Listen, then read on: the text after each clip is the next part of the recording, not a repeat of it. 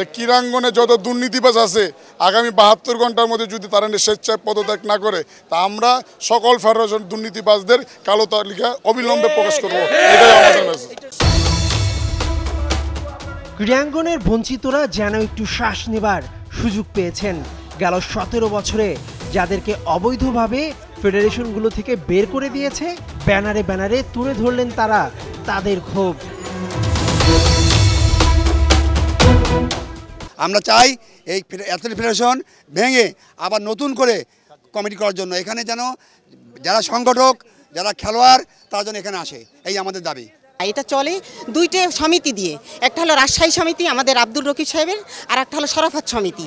জিন্দেগিতে কখনো শুনছেন একটা ন্যাশনাল ফেডারেশন সমিতি দ্বারাই চলে না? এটা আমরা যেহেতু এখানে আমরা জীবনটাই পার করছি, কিন্তু এখানে কোনোদিন সমিতি যে একটা ন্যাশনাল ফেডারেশনের সমিতি উত্থাপন করবে সেটা আমরা আব্দুল রকিব মন্টুর কাছ থেকে এই ল্যাঙ্গুয়েজটা প্রথম শুনছি। কতিপয় কর্মকর্তা যারা এই জিনিসটাকে ক্রীড়া উন্নয়ন না করে ব্যক্তি স্বার্থে সেটা ব্যবহার করে দলীয় লেবাস লাগিয়ে এমনভাবে একটা ফেডারেশন করা হয়েছে, একটা কক্ষিগত ফেডারেশন।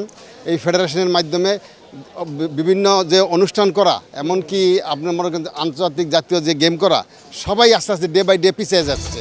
বাফুফে সহ ফেডারেশনের শীর্ষ কর্তারা ফেডারেশনেই আসেন না। অনিশ্চয়তায় খেলোয়াড়দের ভবিষ্যৎ, তাই বর্তমান কমিটি ভেঙে দলমত নির্বিশেষে অ্যাডহক কমিটি দেবার আলটিমেটাম বাংলাদেশ ক্রীড়া উন্নয়ন পরিষদের।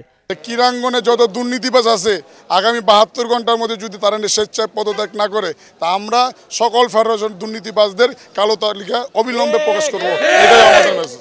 আপনাদেরকে বিচার করা হবে আপনাদের সকলে, কারণ আমরা বাংলাদেশে এখন যে সংস্কারের কাজে সকলেই নেমেছে। প্রত্যেকটি ইভেন্টের মানুষ যারা বাংলাদেশকে ভালোবাসে, বাংলাদেশের ক্রীড়াঙ্গনকে ভালোবাসে, আমরা চাই সেই মানুষগুলোকে সাথে নিয়ে আমরা প্রত্যেকটি জায়গায় সংস্কার করব। এদিকে পরিবর্তনের ডাক দিয়েছেন বাংলাদেশ শুটিং স্পোর্ট ফেডারেশনের সাবেক ও বর্তমান স্বর্ণজয়ী খেলোয়াড়রা। গেল এক যুগে বর্তমান কমিটির নানা দুর্নীতি সংবাদ সম্মেলনে তুলে ধরেন তারা। ফেডারেশনের যে মহাসচিব ছিলেন অপু সাহেব, সে তার ইচ্ছা মতো তার ওই প্রতিষ্ঠান থেকে তার ব্যবসা প্রতিষ্ঠান বানিয়ে দিয়েছে পুরো। কেন?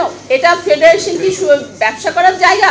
অস্ত্রগোলা বারুদের হেরফের যেগুলো আছে ওইটা ঠিক করতেছে, টাকা পয়সা যে সমস্যা অফিসের কাজ করতেছে, যে টাকা পয়সা লুটতারাজ হয়েছে, এখন এই ক্যাম্পটা করে একটা অ্যামাউন্ট অফ দেবে, যেখানে 10 লাখ খরচ হচ্ছে ওখানে 50 লাখ টাকার একটা অ্যামাউন্ট দেবে। এই অ্যাডজাস্টমেন্টগুলি করে বিগত দিনগুলোতেই করে আসতেছে। ক্রীড়াঙ্গনের সংস্কার চলবে, ভবিষ্যতে আরো কঠোর কর্মসূচির ঘোষণা দিয়ে রেখেছে বাংলাদেশ ক্রীড়া উন্নয়ন পরিষদ। ক্ষমতায় যেই আসুক তাতে কি ফিরবে খেলোয়াড়দের ভাগ্য?